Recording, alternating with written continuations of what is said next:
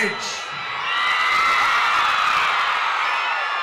Courage தான் எல்லாத்துக்குமே ஒரு பேஸ். கரேஜ் தான் எல்லாத்துக்குமே ஒரு பவர்.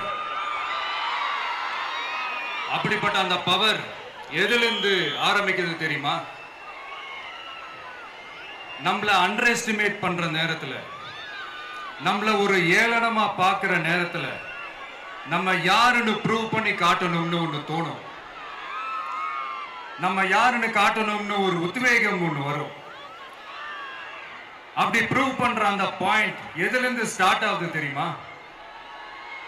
எந்த விஷயத்துல நம்மள கிண்டலும் கேலியுமா பேசுறாங்களோ அதே விஷயத்தை வச்சு நம்ம அது ஒரு பாசிட்டிவா மாத்துறதுன்னு ஒண்ணு இருக்குல்ல, அதே விஷயத்தை வச்சு நம்ம அது ஒரு ஃபயரா மாத்துறதுன்னு ஒன்று இருக்குல்ல, அங்கிருந்து தான் அந்த பவரே ஸ்டார்ட் ஆகும். அப்படிப்பட்ட அந்த உண்மையான அந்த பவரை சொல்ற அந்த பாயிண்ட்ல இருந்து ஆரம்பிக்கலாமா? ஏ விஜய், வீட்டை விட்டு வெளியே வா. ஏ விஜய், பணியூர் விட்டு வெளியே வா அப்படின்னு சொல்றவங்களுக்கு என் வீடு எதுன்னு தெரியுமா? முதல்ல என் வீடு எங்க இருக்குனாவது தெரியுமா? என சீண்டி பார்க்கறதா நினைச்சு கிண்டலும் கேலியுமா பேசுறவங்களுக்கு நான் சொல்றேன், இந்த தமிழ்நாடு தமிழ்நாடுன்னு சொல்றாங்களே அது மத்தவங்களுக்கு வேணா ஸ்டேட்டா இருக்கலாம், ஆனா என்ன பொறுத்த வரைக்கும் என் தாய் நாடான தமிழ்நாடு தான் என் வீடு.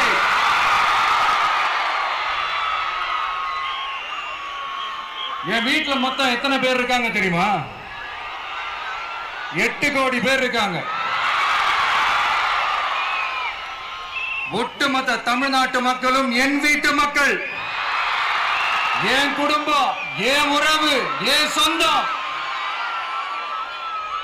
எனக்கு எல்லாமும் கொடுத்த இந்த 8 கோடி சொந்தங்களுக்கு இனிமே எல்லாமுமா கூட நிக்க போறது இந்த விஜய் மட்டும்தான். தமிழ்நாட்டோட முதல் படை வீரனா, தமிழ்நாட்டோட முதல் பாதுகாவலனா அவங்க கூடவே நிக்கணும்ன்றதுதான் என்னுடைய குறிக்கோள். இன்னைக்கு இந்த விஜய், உங்க விஜய் உங்ககிட்ட ஓட்டு கேட்டு மட்டுமே வரல, உங்ககிட்ட நீதி கேட்டும் வந்திருக்கிற. ஆக்சுவலா உங்களுக்காக நீதி கேட்கறதுக்காக தான் நான் அரசியலுக்கே வந்தேன். ஆனா இன்னைக்கு நான் உங்ககிட்ட நீதி கேட்கறதுக்காக வந்திருக்கிறேன். இந்த விஜய் என்னங்க தப்பு பண்ணா? தன்னை நேசிச்ச தன்னுடைய மக்களுக்காக அரசியலுக்கு வந்தா, அது ஒரு தப்பா?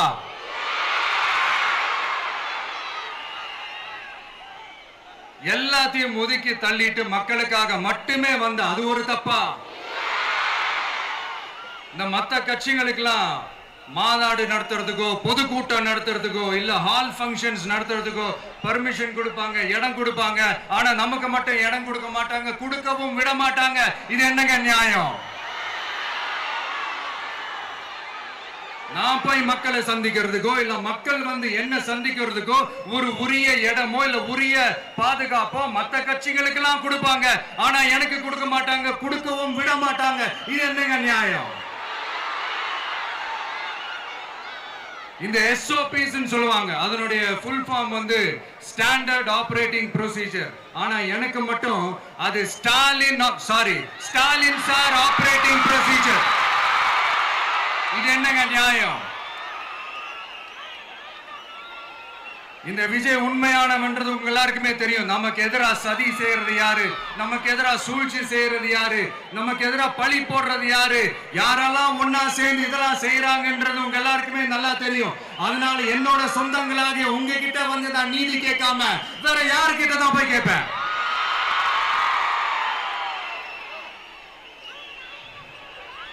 செல்ஃபே எடுக்காத ஒரு கூட்டணி கணக்கு, செல்ஃபே எடுக்காத ஒரு அறத பழைய அரித்மெட்டிக் கணக்கு, இதெல்லாம் வேலைக்கே ஆகாது. ஆணித்தரமா அடிச்சு சொல்றேன். அப்புறம் இந்த காசு கொடுத்து ஓட்டு வாங்கிடலாம்னு கனவு காண்றாங்கல்ல, அதுவும் இந்த விஜய் வந்ததுக்கு அப்புறம் நடக்கவே நடக்காது. வண்டி வண்டியா கொண்டாந்து குட்டுவாங்க. 1000, 2000, 3000, 4000, 5000. சாமி மேல சத்தியெல்லாம் வாங்குவாங்க. அப்படிதான் இத்தனை வருஷமா உங்களை ஏமாத்தி இருக்கிறாங்க. வாங்கிக்கங்க, சந்தோஷமா வாங்கிக்கங்க. எல்லாம் உங்க பணம் தான். வாங்கிக்கிட்டு அவங்க காதிலே விசில ஊதி அனுப்புங்க. எப்படி? அவங்க செவிலே விசில ஊதி அனுப்புங்க.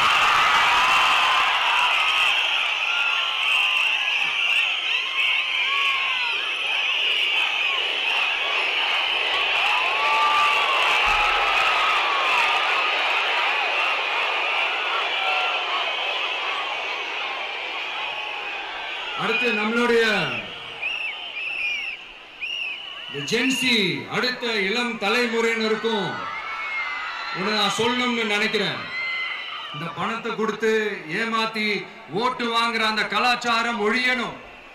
பணத்தை கொடுத்து ஏமாத்தினா ஏமாறுவீங்க. உங்களை தான் கேட்கிறேன், பணத்தை கொடுத்து ஏமாத்தினா ஏமாறுவீங்க?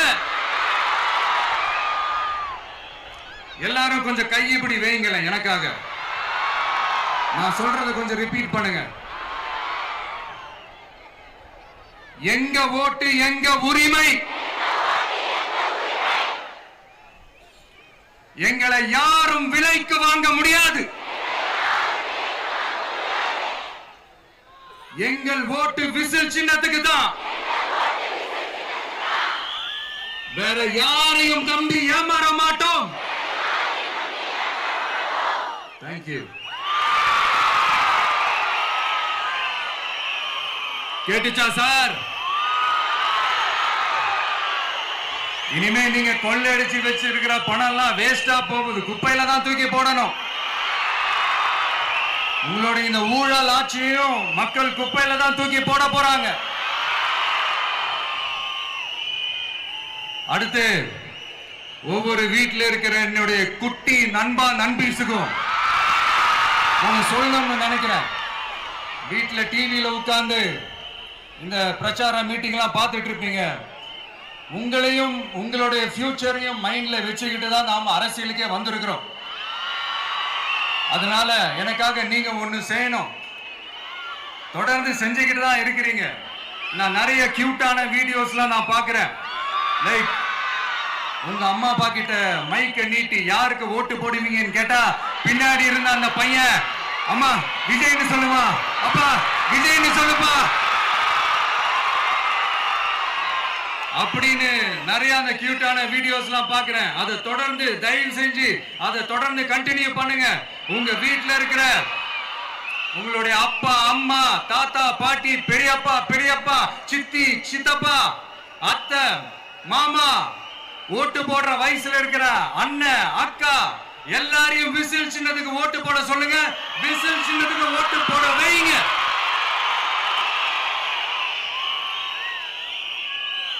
இந்த தேர்தல் நெருங்கிற இந்த நேரத்தில் பொலிட்டிக்கலா ஸ்பீக்கிங் டு த பாயிண்ட் ஒரே ஒரு விஷயம் நான் சொல்லணும். நாங்க அரசியலுக்கு வந்தது எந்த கட்சியும் ஒழிக்கிறதுக்கோ அழிக்கிறதுக்காகலாம் நாம அரசியலுக்கு வரல. யார் மேலேயும் தனிப்பட்ட ஒரு வன்மமோ இல்ல தனிப்பட்ட கோபமோ அப்படிலாம் யார் மேலேயும் கிடையாது. இந்த மற்றவங்க மாதிரி இந்த வெறுப்பு அரசியல் பண்றதுக்காகலாம் நாம அரசியலுக்கு வரல. அரசியல் ரீதியா நம்மளுடைய எதிரிகள் யாருன்னு டிக்ளேர் பண்ணிட்டு தேர்தலில் நின்று ஜெயிச்சு மக்களுக்காக எங்களுடைய நன்றி கடனை செலுத்துறதுக்காக தான் நாம அரசியலுக்கே வந்திருக்கோம். Just want to make this clear. அவங்கள கேள்வி கேட்கறதுக்கு முன்னாடி அவங்களோட இயலாமையை மறைக்கிறதுக்காக இந்த ஏ டீம் பி டீம் இதெல்லாம் கூட சேர்த்துக்கிட்டு ஒரே விஷயத்த சொல்லி அழுவுறாங்கல்ல. என்னன்னு சொல்லி அழுவுறாங்க?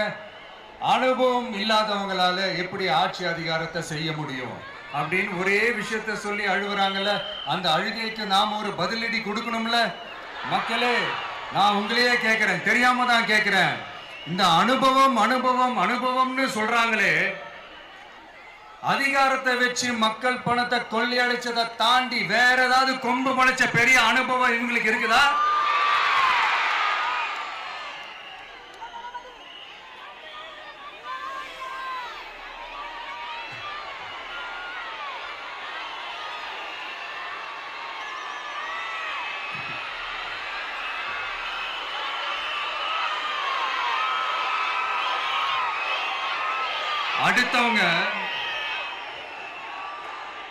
அடுத்தவங்க ஆரம்பிச்ச அரசியல் கட்சியில, அடுத்தவங்களுடைய அட்ரஸ்ல அரசியல்வாதிகளா இருந்துட்டு இருக்கிற இவங்க எல்லாருக்கும் ஒரு சவால். என்ன மாதிரி தனியா, என்ன மாதிரி சொந்தமா ஒரு கட்சி ஆரம்பிச்சு 1% அட்லீஸ்ட் 1% வாக்கு வாங்கி காட்டுற அந்த தில் இருக்குதா, திராணி இருக்குதா? 30 வருஷமா மக்கள் இயக்கமா இருந்து இன்னைக்கு மிகப்பெரிய ஒரு அரசியல் கட்சியா வளர்ந்து இந்த கூட்டணி கட்சிகள் மட்டுமே நம்பி இருக்கிற 75 வருஷ கட்சி, 50 வருஷ கட்சின்னு இன்னைக்கு ஆட்சி அதிகாரத்தில் இருந்துட்டு இருக்கிற இவங்க எல்லாரையும் மீறி இன்னைக்கு களத்துல தனியா நின்னு இந்த 2 வருஷத்துல முதன்மை சக்தியா வளர்ந்து 30% தாண்டி இன்னைக்கு மக்கள் ஆதரவை பெற்றிருக்கிற நமக்கு அனுபவம் இல்லையா? உங்களுடைய அனுபவம் என்னன்னு சொல்லட்டுமா? கட்சி ஆரம்பிச்ச அண்ணாவை மறந்தது, கட்சி ஆரம்பிச்ச எம்ஜிஆர் அவர்களை மறந்தது, கட்சியை வளர்த்த ஜெயலலிதா மேடம் அவங்களை மறந்தது. இவங்க எல்லாரும் சொன்ன விஷயங்கள், பேசின விஷயங்கள், எதையெல்லாம் ஃபாலோ பண்ணணும்னு சொன்ன விஷயங்கள் எல்லாத்தையும் மறந்தது. இவங்களுக்கு நமக்கு அனுபவம் இல்லையா? நமக்கு அனுபவம் இல்லதான். கொள்ளை அடிக்கிறதுலாம் எங்களுக்கு அனுபவம் இல்லதா? அதெல்லாம் எங்களுக்கு சுட்டு போட்டாலும் வராது. இந்த கொள்கையை பேருக்கு மட்டும் வச்சுக்கிட்டு நேரடியா சரண்டர் ஆகிறது, மறைமுகமா சரண்டர் ஆகிறது, இந்த மாதிரி அனுபவம் நமக்கு இல்லதா? அதுவும் நமக்கு சுட்டு போட்டாலும் வராது. மக்களை நேசிக்கிற நல்ல குணம் இருந்தா போதும்யா. நல்ல சூப்பரான ஒரு நல்லாட்சி கொடுக்கலாம். நல்லாட்சி கொடுக்கிறதுக்கு மெத்த படிச்ச மேதாவிகளா இருக்கணும்லாம் ஒன்னும் அவசியம் இல்ல. காமராஜர் அவர்கள் மாதிரியோ, எம்ஜிஆர் அவர்கள் மாதிரியோ மக்கள் சக்தியின் துணையால, மக்கள் மேல அக்கறையா இருக்கக்கூடிய நல்ல அதிகாரிகளின் துணையால சூப்பரான ஒரு நல்லாட்சி என்னால கொடுக்க முடியும், செஞ்சு காட்டுறேன்.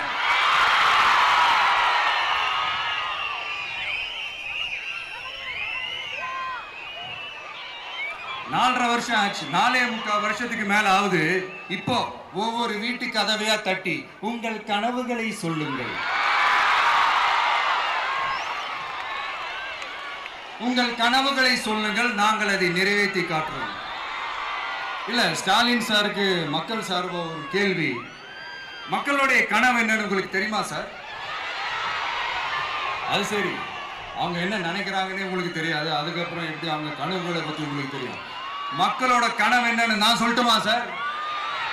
2019, 2021, 2024 இந்த 3 தேர்தலையும் மக்கள் உங்களுக்கு வாக்களிச்சதுக்கு காரணம் நீங்க மக்களுக்கு ஏதாவது நல்லது செய்வீங்கன்னு நம்பிதான். ஆனா நீங்க மக்களுக்கு கொடுத்த பரிசு மக்களுக்கு பாதுகாப்பே இல்லாத மக்கள் விரோத ஆட்சி. அந்த மக்கள் விரோத ஆட்சியை அகற்றிட்டு அந்த இடத்தில் தமிழக வெற்றி கழகத்தை ஆட்சி பீடத்தில் அமைக்கணும் அப்படின்றதுதான் மக்களுடைய ஒரே கனவு. இந்த மக்கள் விரோத திமுக அரசை நிலைக்க கூடாது அப்படின்றதுதான் மக்களுடைய ஒரே கனவு. 100% தூய சக்தி டிவிக்கு ஆட்சி அமைக்கும். அதுல உங்களுடைய கனவுகள், உங்களுடைய ட்ரீம்ஸ் எல்லாமே ஃபுல்ஃபில் ஆகும், நிஜமாகும்.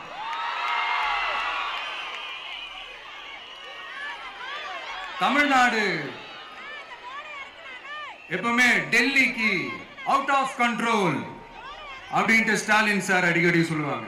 ஸ்டாலின் சார் எதெல்லாம் அவுட் ஆஃப் கண்ட்ரோல் இப்ப நான் கொஞ்சம் சொல்லட்டுமா? முதல்ல சட்டம் ஒழுங்கெல்லாம் அவுட் ஆஃப் கண்ட்ரோல், பெண்கள் பாதுகாப்புல அவுட் ஆஃப் கண்ட்ரோல்,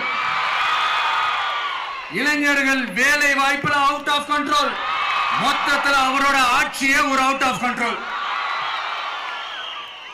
இந்த வருஷம் பிகினிங்ல சட்டசபையில பேசும்போது சொல்றாங்க, மக்கள் எல்லாரும் ரொம்ப மகிழ்ச்சியா இருக்கிறாங்க, அதனால நானும் ரொம்ப மகிழ்ச்சியா இருக்கிறேன் அப்படின்னு.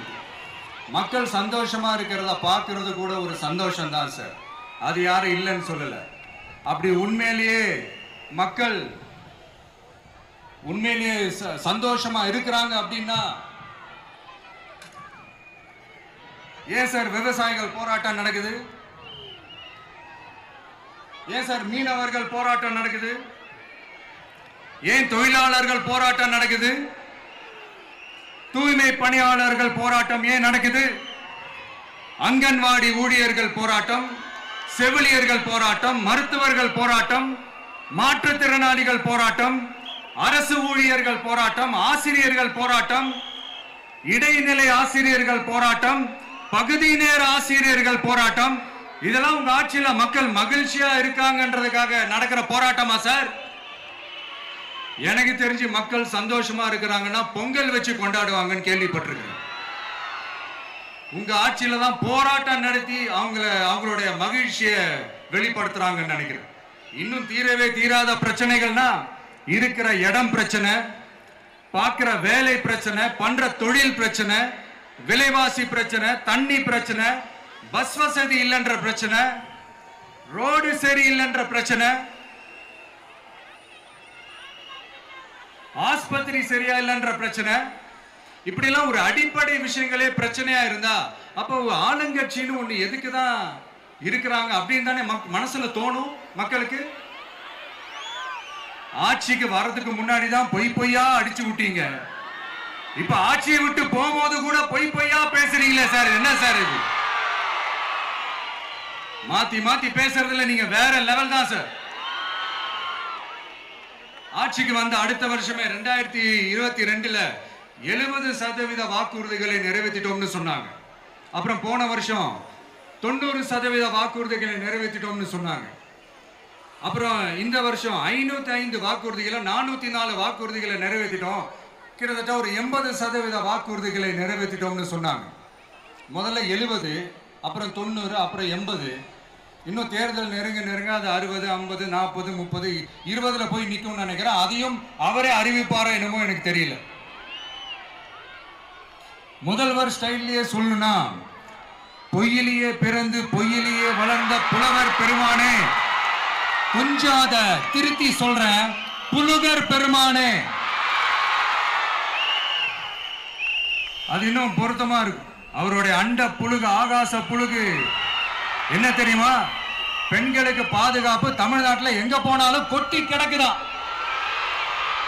அப்படி அது உண்மைனா அண்ணா யூனிவர்சிட்டி அந்த பொண்ணுக்கு ஏன் சார் அப்படி ஒரு கொடுமை நடந்துச்சு? கோவை கல்லூரி பெண்ணுக்கு ஏன் சார் அப்படி ஒரு கொடுமை நடந்துச்சு? பெண் குழந்தைகள் பாதிக்கப்படுறதா கிட்டத்தட்ட 1000க்கும் மேலான போக்சோ கேசுகள் ஏன் சார் பதிவானுச்சு? போதைப் பொருள் கலாச்சாரம் கண்ட்ரோலே இல்லாம அது பாட்டுக்கு தாறுமாற எங்கேயோ போய்கிட்டு இருக்கு. வயலன்ஸ் எல்லாம் தலைவிரிச்சு ஆடுது.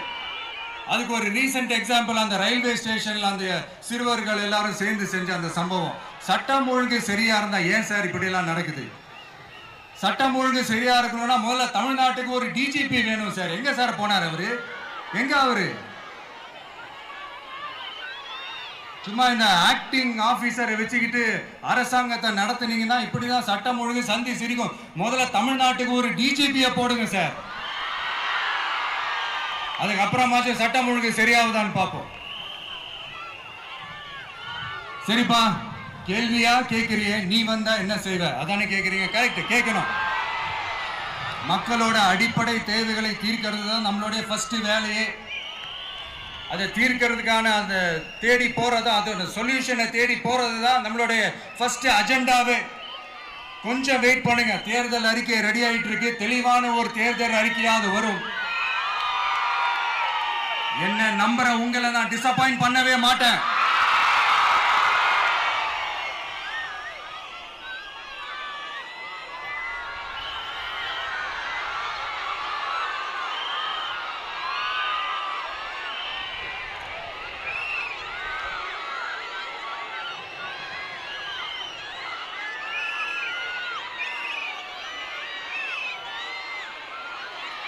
இந்த சும்மா ஆட்சிக்கு வரணும்ன்றதுக்காக இந்த நடைமுறைக்கு சாத்தியமே இல்லாத இந்த மாதிரி விஷயங்கள் எல்லாம், வாக்குறுதிகளை நான் என்னைக்குமே கொடுக்கவே மாட்டேன். அதே மாதிரி ஆட்சிக்கு வந்ததுக்கு அப்புறம் கூட அவங்க அது தரல, இவங்க இது தரல அப்படின்லாம் பம்மிக்கிட்டு இல்லாம உங்களுக்காக எந்த எக்ஸ்ட்ரீமுக்கும் போய் நான் போராடவும் தயாரா இருக்கிறேன். அதனால நான் மறுபடியும் இதை நான் ரிப்பீட் பண்றேன். இவ்வளவு நாள் இதை நான் மட்டும் தான் சொல்லிக்கிட்டு இருந்தேன். இப்ப களமே சொல்லுது, ரெண்டே ரெண்டு பேருக்கு நடுவுல தான் போட்டியே. ஒண்ணு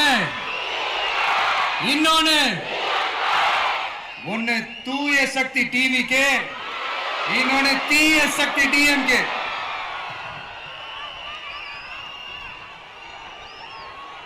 இப்ப நம்ம இந்த எலெக்ஷன் விஷயத்துக்கு வருவோம்.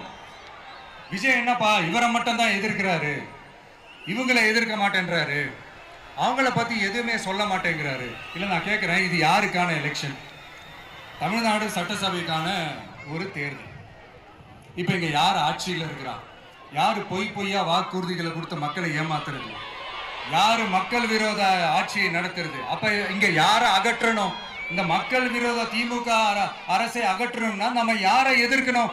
எதுக்கு தேவையில்லாம பல முறை மக்கள் ஆல்ரெடி டிலீட் பண்ணவங்களை எதுக்கு நம்மளுடைய கான்சென்ட்ரேஷன், நம்மளுடைய டார்கெட் திமுகன்றப்போ டார்க்னஸ் குள்ள எதுக்கு கல்லெறியணும்? இங்க மக்களை விரும்புற விஜய் வேணுமா, இல்ல மக்கள் விரோத ஆட்சி நடத்துற ஸ்டாலின் சார் வேணுமா? அவ்வளவுதான் இந்த தேர்தலே. இதுக்கு நடுவுல வேற யாருமே கிடையாது. புரியுதுங்களா உங்களுக்கு? என் நெஞ்சில் குடியிருக்கும் சேலம் மக்களே,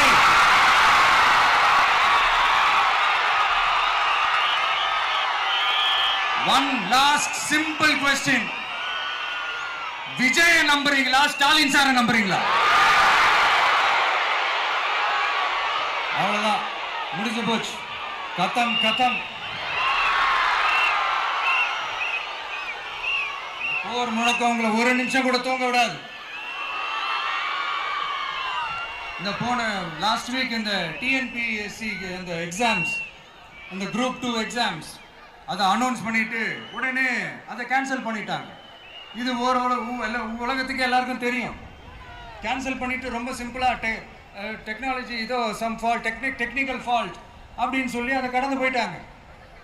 இத்தனை வருஷமா ராத்திரி பகலமா கஷ்டப்பட்டு படிச்சு எப்படியாவது நமக்கு அந்த வேலை கிடைக்காதான்னு அந்த எக்ஸாம்ஸை ஃபேஸ் பண்ண வந்த நம்மளுடைய தம்பி தங்கைகள் எவ்வளவு ஒரு மன உளைச்சலுக்கு ஆளாயிருப்பாங்க. அதை யாராவது யோசிச்சு பார்த்தீங்களா? ஒரு எக்ஸாம்ஸை ஒழுங்கா நடத்த தெரியல, இதுல உலக நாடுகளோட போட்டி போடுறாங்களாம். நம்மளுடைய தம்பி தங்கைகள் நம்ம அம்மா அப்பா கிட்ட சொல்லுங்க, யாரும் தைரியம், எல்லாரும் தைரியமா இருங்க. வரப்போறது உங்க ஆட்சி, நம்ம ஆட்சி.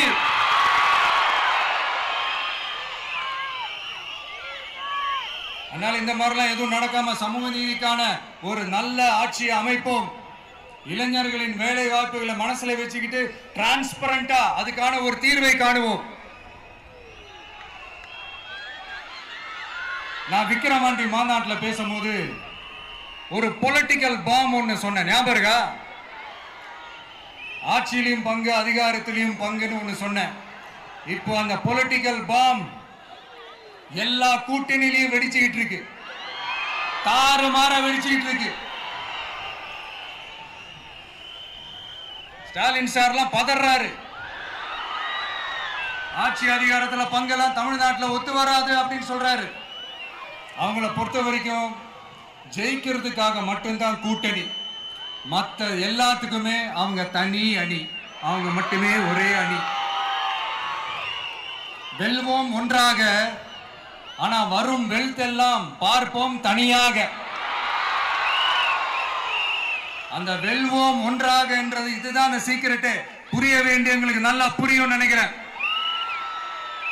உங்களோட நான் இருக்கேன், நம்மளோட நம்ம மக்கள் இருக்காங்க. இதுக்கு மேல என்ன வேணும்? கான்பிடென்டா இருங்க, நல்லதே நடக்கும், வெற்றி நிச்சயம். மீண்டும் சந்திக்கும் வரை நன்றி, வணக்கம்.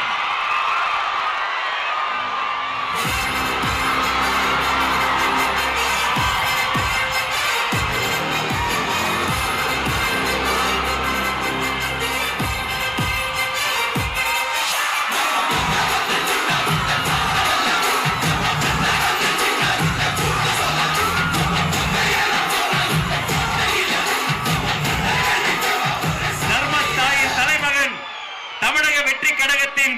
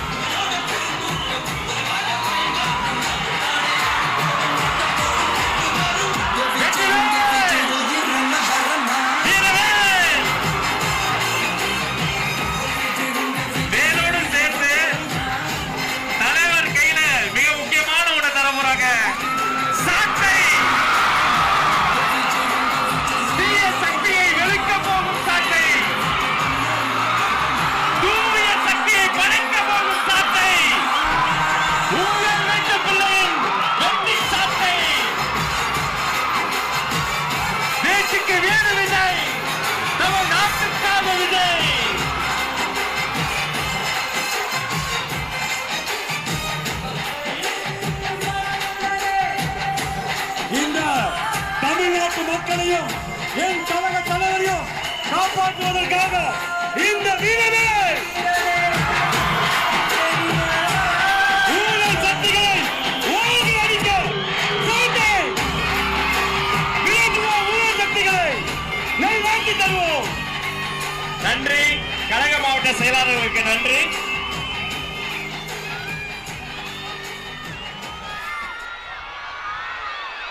மாவட்ட செயலாளர்களுக்கு நன்றி. தமிழக வெற்றி கழகத்தின் கொள்கை பொதுச் செயலாளர் டாக்டர் KG அருண்ராஜ் ஐஆர்எஸ் அவர்கள்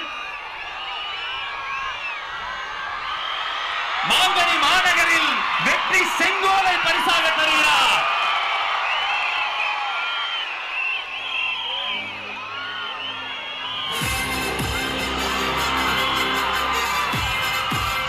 அந்த வெள்ளி செங்கோலோடு சேர்த்து மக்களின் சார்பில் மாங்கனி மாநகரில் மாவட்ட கழக செயலாளர் மக்கள் சார்பில் பொன்னிற செங்கோலையும் தருகிறார். இரட்டை செங்கோல், இரட்டை போரை